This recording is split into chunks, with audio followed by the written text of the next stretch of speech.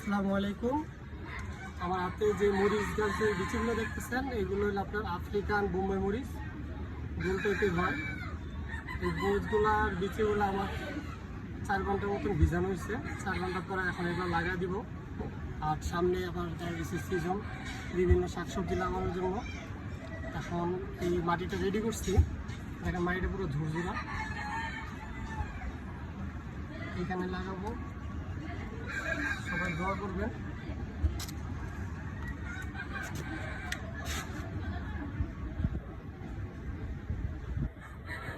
এগুলা মাটি দিয়ে লাগায় পর একটু ঢেকে দিই আমরা, সহজেই বীজগুলো উঠে। আর আপনি দেখতে পারবেন এগুলো প্রচুর পরিমাণ যেমন ঘ্রাণ থাকে তেমন দেখতেও সুন্দর লাগে। এটা বাইরের থেকে আলাদা আছে এই বীজগুলো।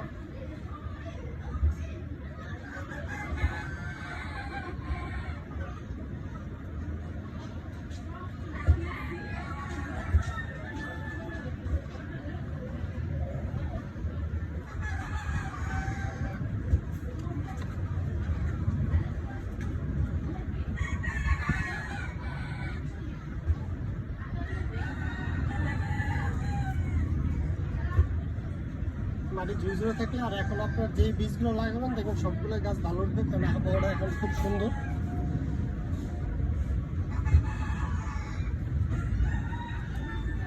সবাই লাইক কমেন্টস করে দিবেন। ধন্যবাদ। আসসালামু আলাইকুম।